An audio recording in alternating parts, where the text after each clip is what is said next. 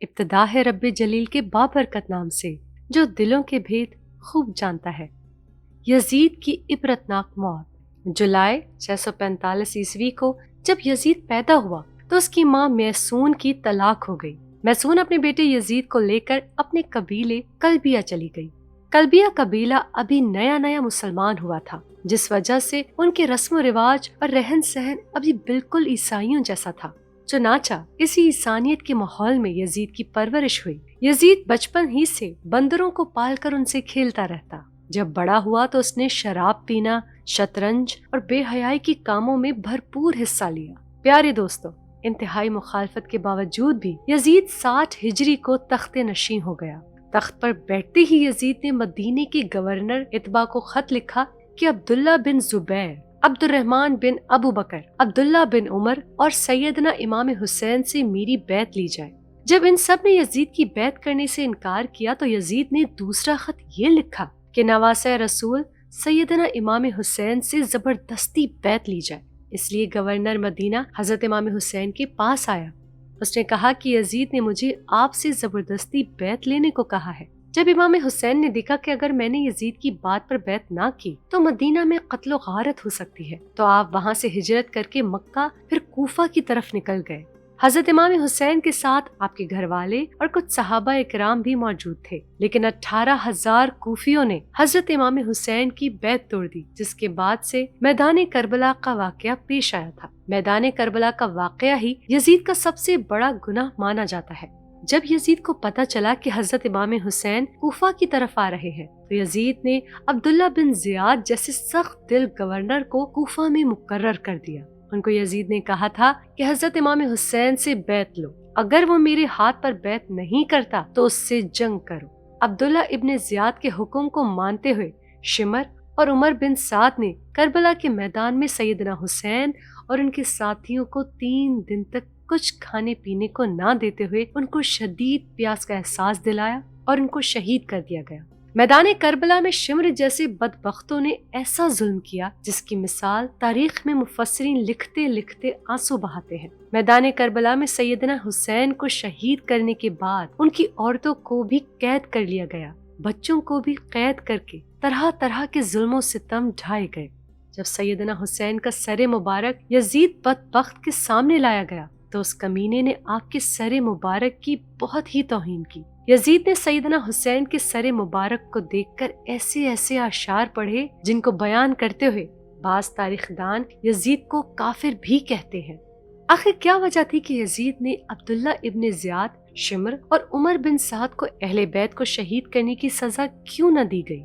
کیوں واقعہ کربلا کے بعد بھی یزید کی موت تک عبداللہ بن ابن زیاد کوفہ اور بصرہ پر یزید کی طرف سے حکمران رہا؟ ایسے واقعات کے باوجود بھی ابن زیاد جیسا شخص اپنی مصنف پر برجمان رکھنے کی وجہ یزید کے پاس آخر کیا تھی؟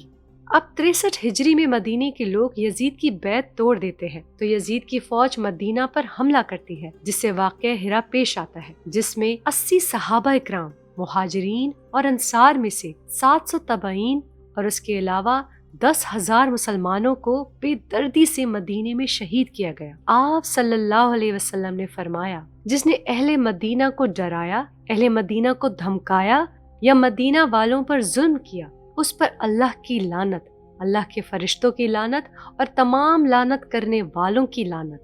لیکن یہ یہاں پر ہی نہ رکا اور مدینے کے بعد مکہ پر بھی حملہ کیا گیا اور خانہ کعبہ کی عمارت پر بھی سنگ باری کی گئی۔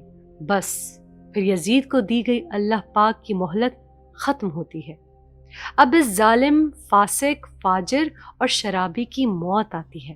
اس کی موت کے متعلق 3 طرح کی روایات تاریخی کتب میں ملتی ہیں۔ اس کی موت کے بارے میں پہلی روایت یہ ہے کہ یزید ایک رومی نسل کی لڑکی پر فدا ہو گیا تھا۔ یزید نے اس لڑکی کے سارے خاندان کو قتل کروا دیا تھا، لیکن اس کے باوجود بھی یزید اس لڑکی کو حاصل نہ کر سکا۔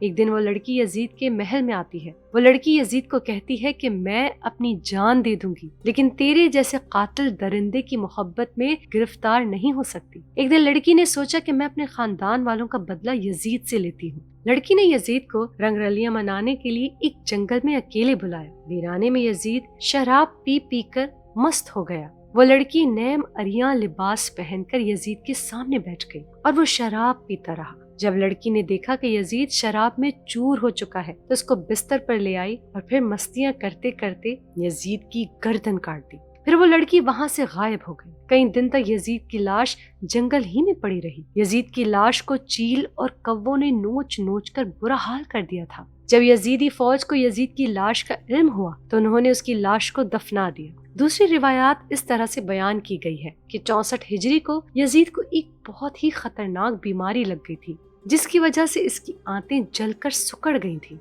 वो मछली की तरह तड़पता था, जिस तरह मछली पानी से दूर होकर तड़पती है। यजीद को बहुत ही प्यास लगती थी। वो पानी का घूंट अपने मुंह में डालता था, लेकिन पानी उसके गले से अंदर नहीं जाता था। इस तरह यजीद 3 दिन तक तड़प तड़प कर मौत की नींद सो गया था।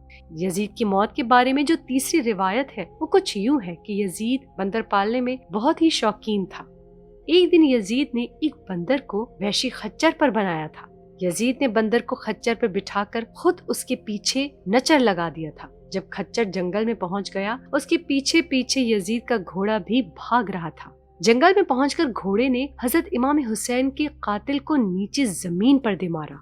यजीद का सर एक पत्थर के साथ लग गया। यजीद का पांव घोड़े की रकाब में ही फंसकर रह गया था। घोड़ा भागता रहा। यजीद जंगल में दरख्तों और पत्थरों से टकराता रहा, जिसकी वजह से यजीद का जिस्म कटने लगा। जब यजीद की लाश को लोगों ने देखा तो वो कहने लगे कि सैयदना हुसैन को शहीद करने की यही सजा होती है। मैदान करबला के बाद यजीद सिर्फ 6 महीने तक 3 साल की उम्र पाकर 14 रबीउल अव्वल 64 हिजरी को मुल्क शाम की सरजमीन पर 39 साल की उम्र पाकर कुत्ते की मौत मर गया। आज भी इस कमीने पर अर्शों फर्श वाले लानत भेजते हैं। इसकी कब्र दमिश्क में इबरत का निशान बनी हुई है। वो तख्त है किस कब्र में, वो ताज कहाँ है, ए खाक बता जोरे यजीद आज कहाँ है। इब्ने ज़ियाद का दर्दनाक अंजाम। यजीद पलीद की वो चंडाल चौकड़ी जिसने मैदान करबला में गुलशन रिसालत की मदनी फूलों को खाको खून में तड़पाया था, उसका भी इबरतनाक अंजाम हुआ। यजीद पलीद के बाद सबसे बड़ा मुजरिम कूफा का गवर्नर अब्दुल्ला इब्ने ज़ियाद था। इसी बदनिहात के हुक्म पर इमाम आली मकान रज़ी अल्लाह तआला अन्हा और आपके अहले बैत करामुल्लाह अलैहि रिजवान को जुल्म और सितम का निशाना बनाया गया था। निरंगी दुनिया का तमाशा देखिए कि मुख्तार सकफी की तरकीब से इब्राहिम बिन मालिक इश्तर की फौज के हाथ दरियाए फुरात के किनारे सिर्फ 6 बरस के बाद यानी 10 मुहर्रमुल हराम 66 हिजरी कवाब बिन ज़ियाद बदनिहात इंतहाई जिल्लत के साथ मारा गया। लश्करियों ने उसका सर काट कर इब्राहिम को पेश कर दिया और इब्राहिम ने मुख्तार के पास कूफा भिजवा दिया।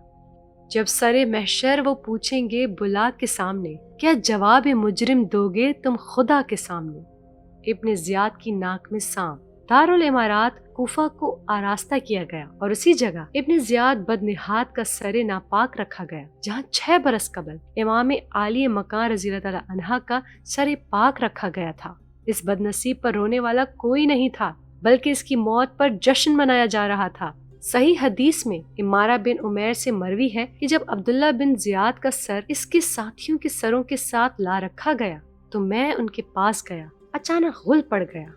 आया आया, मैंने देखा कि एक सांप आ रहा है, सब सरों के बीच में होता हुआ इब्न ज़ियाद के नापाक नथनों में दाखिल हो गया और थोड़ी देर बाद ठहर कर चला गया, हत्ता कि गायब हो गया।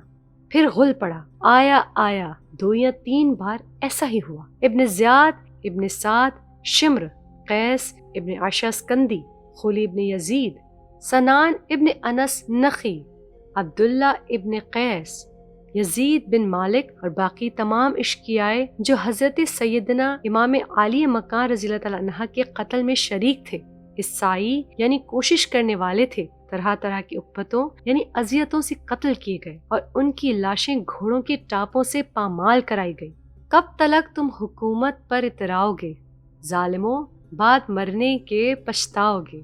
हमारी आज की इस वीडियो को अपने दोस्तों के साथ ज़्यादा से ज़्यादा शेयर करें। अगर आपको हमारी आज की वीडियो पसंद आई है तो सबसे पहले इसको लाइक करें اور اپنی رائے کا اظہار کمنٹ سیکشنز میں کریں۔ اور آپ سے ایک بار پھر درخواست ہے کہ آپ ہمارا چینل قلب اسلامک کو ضرور سبسکرائب کر لیں اور ساتھ ہی لگی گھنٹی کے بٹن کو بھی کلک کریں تاکہ آپ کے پاس ہماری آنے والی مزید ویڈیوز کا نوٹیفیکیشن ملتا رہے۔